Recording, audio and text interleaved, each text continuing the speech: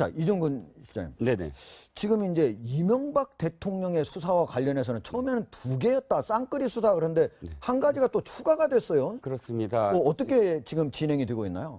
세 가지로 봐야 될 것 같은데요. 예. 말씀하셨듯이 중요한 건 이제 닿습니다. 지금 이제 시청자분들이 좀 헷갈려 하시는 부분이 그러면 검찰이 하나인데 어떤 때는 중앙지검에서 압수수색을 하고 어떤 때는 동부지검에서 소환 조사를 하고 이런단 말이죠. 근데 이게 둘 다 사실은 다스 수사입니다. 네. 왜냐하면 모두 다 사실 그 고발에 대한 수사거든요. 동부지검 같은 경우는 120억 횡령과 관련해서 시민단체가 고발을 해서 다스의 그 횡령액 120억에 대한 수사를 하고 있는 것이고 중앙지검 같은 경우는 140억 그러니까 그 다스로부터 피해를 받은 주주들이 이제 고발을 한 것인데 둘 다 사실은 이제 그 다스와 관련해서의 어떤 문제입니다. 그런데 중요한 건 다스와 관련한 것에 상당히 지금 근접해 있다. 그러니까 관련된 부분, 친형의 아들이라든지 혹은 이형모 이 관리인 그러니까 이병모 관리인 그러니까 네. 이 MB의 당시의 자금을 그러니까 이상은 회장의 자금을 직접 이렇게 인출하고 했던 네. 자금 관리인이죠, 이병모 관리인이 이제 그 입을 열기 시작하면서 다스와 관련해서는 굉장히 불리한 어떤 그 상황이 일단 드러났고 두 번째가 국정원 특활비 부분, 네. 세 번째가 이제 댓글 조사 부분입니다. 네. 댓글 조사 부분은 뭐 상당히 이제 수사가 완성이 됐지만 첫 번째 부분에서 다스와 관련해서 상당히 많은 부분 지금 증거와 증인들이 확보되어 있는 상황입니다. 그 다스 관련 수사에서요. 네. 지금 이학수 전 삼성 부회장이 지금 떠올랐는데 네. 그 다스 소송비 40억을 대납한 게 맞다. MB 측 요청이 있었다. 그게 뭐 이건희 회장의 어떤 특사 관련인 것으로 그런 취지로 네. 지금 이학수 전 부회장이 검찰에서 진술을 했다. 이런 얘기가 나오고 있거든요. 그렇습니다. 이게 사실은 이제 수사 아까 세 가지 방향을 말씀하셨는데 네. 예. 그 중에서 가장 이제 핵심적인 방향이 바로 이 방향이 되고 있습니다. 이게 왜 그러냐면 이게 뇌물죄 관련된 부분이거든요. 사실 네. 이제 BBK에 다스가 투자를 합니다. 근데 나중에 BBK 김경준 씨가 140억을 돌려주지 않았어요. 예. 근데 이걸 관련해서 이제 다스가 소송을 합니다. 근데 다스가 처음에 소송에서는 돈을 돌려받지를 못했어요. 네. 그러다가 이제 2012년쯤에 에이킨 컴프라는 이제 미국의 로펌을 통해서 소송을 해서 김경준 씨의 스위스 계좌에 있는 140억을 돌려받습니다. 네. 근데 이 에이킨 컴프라는 그 로펌이 어느 회사냐면 삼성전자의 소송을 담당하는 회사예요. 예. 그러니까 그러다 보니까 결국 왜 이 에이킨 컴프라는 회사가 왜 소송을 맡았느냐? 결국은 이학수 지금 부회장이 이야기를 해서 한 46억 정도의 소송 비용을 대납을 해줬다는 거예요. 이게 뇌물이 될 수 있는 그렇습니다. 이게 대납을 해줘서 결국 이제 돈을 찾았는데 그러다 보니까 이학수 지금 전 부회장이 들어가서 조사를 받았지 않습니까? 그래서 결국 뭐냐면 이건희 회장의 승인이 있었다. 이렇게 이야기를 했고 네. 그다음에 김병준 지금 비서관 같은 경우는 MB의 승인도 있었다. 이렇게 이야기한 겁니다. 그러다 보니까 이게 지금 결국은 그 다음에 곧바로 이어서 이건희 회장의 특사가 이루어지거든요. 평창올림픽 유치를 위해 특사를 해줬는데 그러다 보니까 검찰 입장에서는 이 대가성이 있는 거 아닌가. 결국은 그 소송 비용을 대납을 해주고 그 다음 바로 곧 이어서 특사가 이루어졌기 때문에 네. 그 부분 때문에 현재로서 뇌물죄 부분을 좀 의의를 하고 있는 것 같습니다. 그러면은 그동안 줄기차게 다스는 누구 거냐. 네.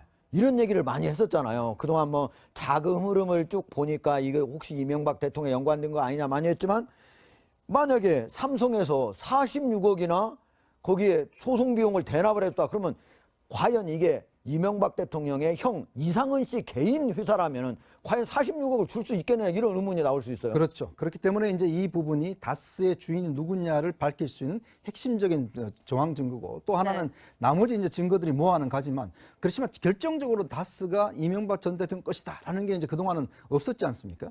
근데 이 소송 관련 부분에서는 뭔가 이명박 전 대통령이 직접적으로 개입을 했고 또 이것 자체 혐의가 뇌물죄이기 때문에 형이 굉장히 높습니다. 예. 그래서 이제 전체적으로 보자면 이명박 전 대통령을 어떤 사법처리할 수 있는 스모킹 건으로 쓸 수 있지 않을까. 그래서 지금 검찰이 아마 이학수 전 부회장, 그다음에 삼성 측, 이 고리, 연결고리 이런 부분을 집중적으로 보고 있는 것 같습니다. 그래서 이명박 전 대통령이 언제 소환될까 그게 아주 초미의 관심사인데요. 뭐 이번 달 말 아니면 뭐 다음 달 초 이런 말이 나오고 있거든요. 네, 그렇습니다. 그런데 이명박 대통령도 사실은 전직 대통령 아닙니까? 전직 대통령을 몇 번 소환을 할 수 있다? 그건 사실 그만큼 또 부담이 가지 않겠습니까? 그렇죠. 그러면 네. 한 번에 끝낸다. 예. 그러니까 한 번 불러서 최소한 모든 것들을 다 물어보고 진술을 받아내려면 그만큼 철저히 준비를 해야 되겠죠. 네. 그러면 그 전에 저는 신호가 있다고 봅니다. 그 전에 그러니까 이명박 대통령이 소환되는 어떤 시점이 우리가 추측할 수 있는 건 그 전에 아마도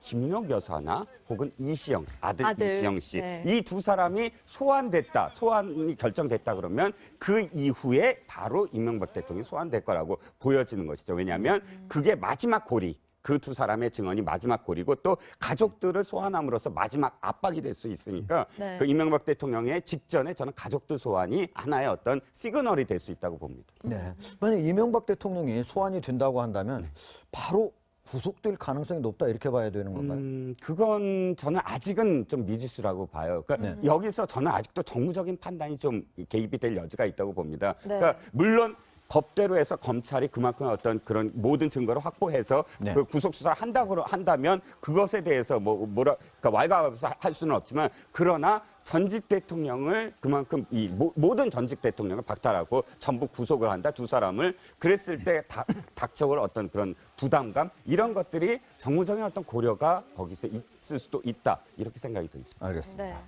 네. 이현정 의원. 네. 자, 박근혜 대통령 재판과 관련 얘기를 좀 여쭤보겠는데 네. 박근혜 대통령이 그동안은 재판도 거부하고 그리고 유일하게 변호사는 유영하 변호사만 만났었어요. 네, 네. 근데 이번 설 연휴 기간에는 도태우 변호사를 만났다 이런 얘기가 있는데 네. 왜 갑자기 이렇게 변호사를 바꾸게 된 겁니까? 일단 지금 박근혜 전 대통령은 일단 본인 형사사건 재판에서는 일단 변호인들 다 해임을 했지 않습니까? 예. 그러다 보니까 이제 현재로서는 일단 그 다른 이제 그 국선 변호인들이 이제 변호를 하고 있죠. 근데 네. 지금 도태우 변호사 같은 경우는 박 전 대통령의 민사 사건을 대리를 하고 있습니다. 한 13건 정도의 지금 민사 사건 대리를 하고 있는데 그러다 보니까 유일하게 이제 그 유일한 민사 사건 대리니까 그 이제 자격으로 일단 박 전 대통령을 만나 뵀어요. 그런데 박 전 대통령이 아마 특히 도태우 변호사 만나서 도태우 변호사 한 이야기가 애국 활동 이 이야기를 강조를 한 것 같습니다. 네. 뭐 도태우 변호사한테 여전히 애국 활동 하시죠? 뭐 이렇게 네. 또 물어봤다고 하고 네. 이제 이 애국 활동이라는 게 뭐냐 하면 지금 최근에 벌어지고 있는 여러 가지 이제 태극기 집회를 이야기를 하는 것 같습니다. 근데 박 전 대통령이 그동안 보면 수감 중에도 그렇게 밖에서 벌어지고 있는 이런 그 태극기 집회에 대해서 그렇게 큰 어떤 이야기를 하진 않았어요.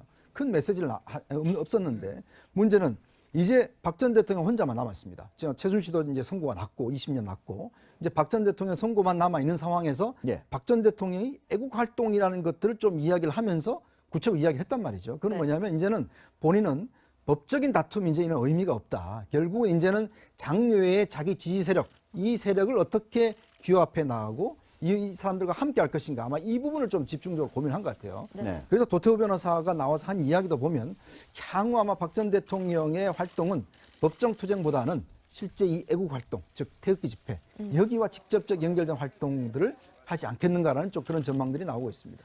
지금 박근혜 전 대통령이 계속 법정에 출석하지 않고 있거든요. 네. 이게 어떤 뭐 전략이 있어서 하는 행동인 건가요? 네, 그렇습니다. 그거는 이미 이제 그 접견 거부를 했을 때부터 우리가 추측을 했던 것이 박근혜 대통령이 정상적인 어떤 재판 과정을 하는 것보다는 이미 이 재판에 대해서 정치적인 어떤 입장을 보이겠다. 그러니까 이 재판을 인정할 수 없다. 그러려면 국선 변호사를 접견하면 사실 정상적으로 재판에 임하는 어떤 태도 아니겠습니까? 그러니까 그 접견도 거부하고 출석도 거부하면서 재판부가 빨리 끝내면 1심, 2심 대법원까지 빨리 끝내서 정치적인 어떤 해법, 예를 들어 사면이라든지 한 정부가 한 정권 2년차, 3년차 되면 레임덕이 올 수밖에 없다. 그러면 네. 그 정도 됐을 때 총선이라든지 이때 화합적인 어떤 측면에서 자신을 풀어줄 수 있을 것이다. 이런 계산하에 정상적인 재판을 거부하는 게 아닌가 싶습니다. 그때까지 뭐 버티겠다 이런 건가요? 그렇죠. 그러니까 버티겠다보다는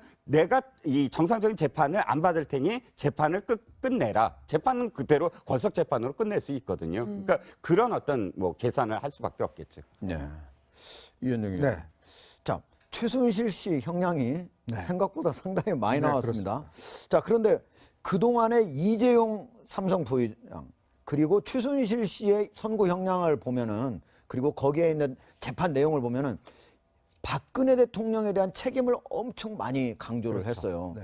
자, 그렇다면 박근혜 대통령은 과연 형량이 얼마나 나올까요? 지금 일단 이제 김세영 재판관 형사 22부죠. 여기 같은 경우는 사실은 이제 최순실 씨가 재판하고 있는데 여기도 똑같이 박근혜 전 대통령을 재판하고 있습니다. 예. 그렇다 보니까 아마 인식 자체가 거의 비슷할 것 같아요. 그러니까 현재로 보면 최순실 씨와 박근혜 전 대통령의 혐의가 13가지가 같이 겹쳐 있습니다. 예. 자, 그중에서 11가지가 공범 관계가 이번에 인정이 됐어요. 지금 박근혜 전 대통령은 21개의 어떤 혐의를 지금 인정을 받고 있거든요. 그렇다고 한다면 최순실 씨는 민간인입니다.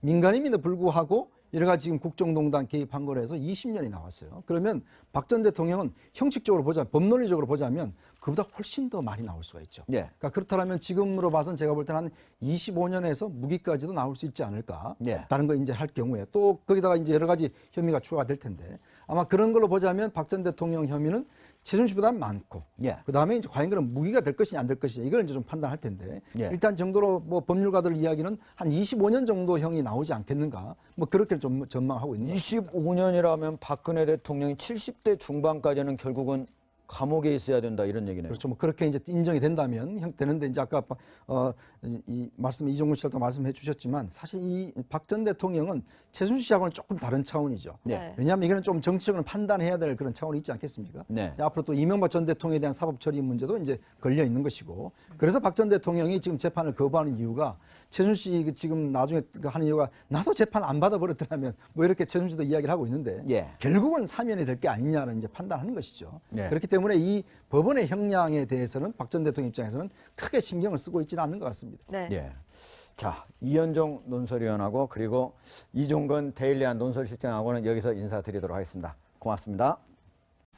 향후 아마 박 전 대통령의 활동은 법정 투쟁보다는 실제 이 애국 활동, 즉 태극기 집회 여기와 직접적 연결된 활동들을 하지 않겠는가라는 좀 그런 전망들이 나오고 있습니다. 지금 박근혜 전 대통령이 계속 법정에 출석하지 않고 있거든요. 네. 이게 어떤 뭐 전략이 있어서 하는 행동인 건가요? 네, 그렇습니다. 그거는 이미 이제 그 접견 거부를 했을 때부터 우리가 추측을 했던 것이 박근혜 대통령이 정상적인 어떤 재판 과정을 하는 것보다는 이미 이 재판에 대해서 정치적인 어떤 입장을 보이겠다. 그러니까 이 재판을 인정할 수 없다. 그러려면 국선 변호사를 접견하면 사실 정상적으로 재판에 임하는 어떤 태도 아니겠습니까? 그러니까 네. 그 접견도 거부하고 출석도 거부하면서 재판부가 빨리 끝내면 1심, 2심 대법원까지 빨리 끝내서 정치적인 어떤 해법, 예를 들어 사면이라든지 한 정부가 한 정권 2년차, 3년차 되면 레임덕이 올 수밖에 없다. 그러면 네. 그 정도 됐을 때 총선이라든지 이때 화합적인 어떤 측면에서 자신을 풀어줄 수 있을 것이다. 이런 계산하에 정상적인 재판을 거부하는 게 아닌가 싶습니다. 그때까지 뭐 버티겠다 이런 건가요? 그렇죠. 그러니까 버티겠다보다는 내가 이 정상적인 재판을 안 받을 테니 재판을 끝내라. 재판은 그대로 걸석 재판으로 끝낼 수 있거든요. 그러니까 그런 어떤 뭐 계산을 할 수밖에 없겠죠. 네. 이현종 의원. 네. 자, 최순실 씨 형량이 네. 생각보다 상당히 많이 네, 나왔습니다. 자, 그런데 그동안의 이재용 삼성 부회장 그리고 최순실 씨의 선고 형량을 보면은 그리고 거기에 있는 재판 내용을 보면은 박근혜 대통령에 대한 책임을 엄청 많이 강조를 했어요. 네.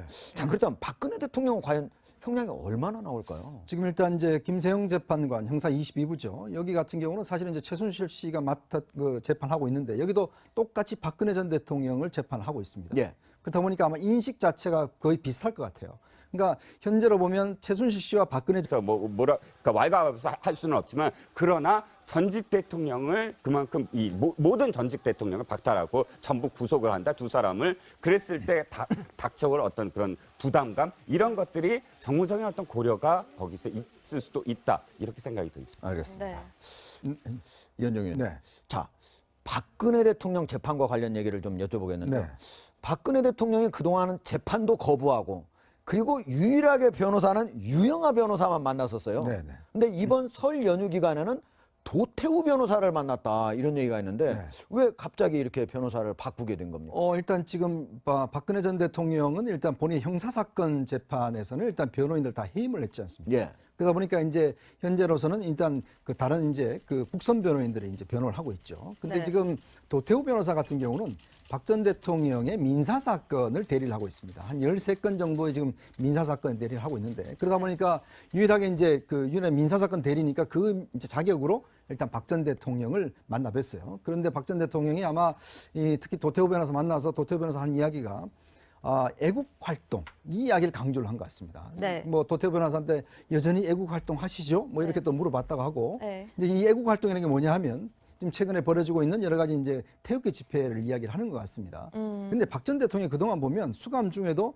그렇게 밖에서 벌어지고 있는 이런 그 태극기 집회에 대해서 그렇게 큰 어떤 이야기를 하진 않았어요.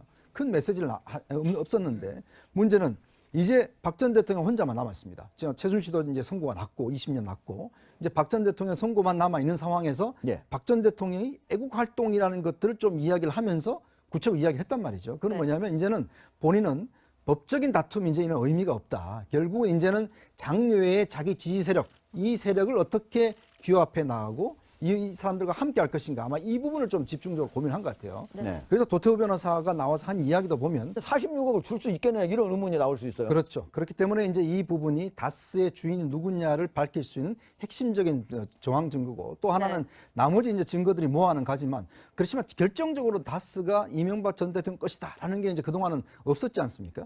근데 이 소송 관련 부분에서는 뭔가 이명박 전 대통령이 직접적으로 개입을 했고 또 이것 자체 혐의가 뇌물죄이기 때문에 형이 굉장히 높습니다. 예. 그래서 이제 전체적으로 보자면 이명박 전 대통령을 어떤 사법처리할 수 있는 스모킹 건으로 쓸 수 있지 않을까. 그래서 지금 검찰이 아마 이학수 전 부회장, 그다음에 삼성 측 이 고리, 연결고리 이런 부분을 집중적으로 보고 있는 것 같습니다. 그래서 이명박 전 대통령이 언제 소환될까 그게 아주 초미의 관심사인데요. 뭐 네네. 이번 달 말 아니면 뭐 다음 달 초 이런 말이 나오고 있거든요. 네, 그렇습니다. 그런데 이명박 대통령도 사실은 전직 대통령 아닙니까? 전직 대통령을 몇 번 소환을 할 수 있다? 그건 사실 그만큼 또 부담이 가지 않겠습니까? 그렇죠. 그러면 네. 한 번에 끝낸다. 예. 그러니까 한 번 불러서 최소한 모든 것들을 다 물어보고 진술을 받아내려면 그만큼 철저히 준비를 해야 되겠죠. 네. 그러면 그 전에 저는 신호가 있다고 봅니다. 그 전에 그러니까 이명박 대통령이 소환되는 어떤 시점이 우리가 추측할 수 있는 건 그 전에 아마도 김용 여사나 혹은 이시영 아들 이시영 씨 네. 이 두 사람이 소환이 결정됐다 그러면 그 이후에 바로 이명박 대통령이 소환될 거라고 보여지는 것이죠. 왜냐하면 그게 마지막 고리. 그 두 사람의 증언이 마지막 고리고 또 가족들을 소환함으로써 마지막 압박이 될 수 있으니까 네. 그 이명박 대통령의 직전에 저는 가족들 소환이 하나의 어떤 시그널이 될 수 있다고 봅니다. 네. 만약 이명박 대통령이 소환이 된다고 한다면 바로 구속될 가능성이 높다 이렇게 봐야 되는 건가요? 그건 저는 아직은 좀 미지수라고 봐요. 그러니까 여기서 저는 아직도 정무적인 판단이 좀 개입이 될 여지가 있다고 봅니다. 네. 그러니까 물론 법대로 해서 검찰이 그만큼 어떤 그런 모든 증거를 확보해서 네. 그 구속 수사를 한다면 그것에 대해서 있었다. 그게 뭐 이건희 회장의 어떤 특사 관련인 것으로 그런 취지로 네. 지금 이학수 전 부회장이 검찰에서 진술을 했다. 이런 얘기가 나오고 있거든요. 그렇습니다. 이게 사실은 이제 수사 아까 세 가지 이제 방향을 말씀하셨는데 네. 예. 그 중에서 가장 이제 핵심적인 방향이 바로 이 방향이 되고 있습니다. 이게 왜 그러냐면 이게 뇌물죄 관련된 부분이거든요. 사실 네. 이제 BBK에 다스가 투자를 합니다. 근데 나중에 BBK 김경준 씨가 140억을 돌려주지 않았어요. 예. 근데 이걸 관련해서 이제 다스가 소송을 합니다. 근데 다스가 처음에 소송에서는 돈을 돌려받지를 못했어요. 네. 그러다가 이제 2012년쯤에 에이킨 컴프라는 이제 미국의 로펌을 통해서 소송을 해서 김경주 씨의 스위스 계좌에 있는 140억을 돌려받습니다. 네. 근데 이 에이킨 컴프라는 이 그 로펌이 어느 회사냐면 삼성전자의 소송을 담당하는 회사예요. 예. 그러니까 그러다 보니까 결국 왜 이 에이킨 컴프라는 회사가 왜 소송을 맡았느냐? 결국은 이학수 지금 부회장이 이야기를 해서 한 46억 정도의 소송 비용을 대납을 해줬다는 거예요. 이게 뇌물이 될 수 있는 그렇습니다. 이게 대납을 해줘서 결국 이제 돈을 찾았는데 그러다 보니까 이학수 지금 전 부회장이 들어가서 조사를 받았지 않습니까? 그래서 결국 뭐냐면 이건희 회장의 승인이 있었다. 이렇게 이야기를 했고 네. 그다음에 김병준 지금 비서관 같은 경우는 MB의 승인도 있었다. 이렇게 이야기를 한 겁니다. 그러다 보니까 이게 지금 결국은 그 다음에 곧바로 이어서 이건희 회장의 특사가 이루어지거든요. 평창올림픽 유치를 위해 특사를 해줬는데 그러다 보니까 검찰 입장에서는 이 대가성이 있는 거 아닌가. 결국은 그 소송 비용을 대납을 해주고 그 다음 바로 곧 이어서 특사가 이루어졌기 때문에 네. 그 부분 때문에 현재로서 뇌물죄 부분을 좀 의의를 하고 있는 것 같습니다. 그러면은 그동안 줄기차게 다스는 누구 거냐 네. 이런 얘기를 많이 했었잖아요. 그동안 뭐 자금 흐름을 쭉 보니까 이게 혹시 이명박 대통령에 연관된 거 아니냐 많이 했지만 만약에 삼성에서 46억이나 거기에 소송 비용을 대납을 했다 그러면 과연 이게 이명박 대통령의 형 이상은 씨 개인 회사라면은 과연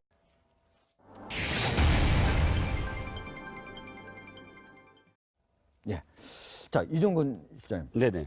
지금 이제 이명박 대통령의 수사와 관련해서는 처음에는 두 개였다. 쌍끌이 수사 그런데 한 가지가 또 추가가 됐어요. 그렇습니다. 어떻게 지금 진행이 되고 있나요?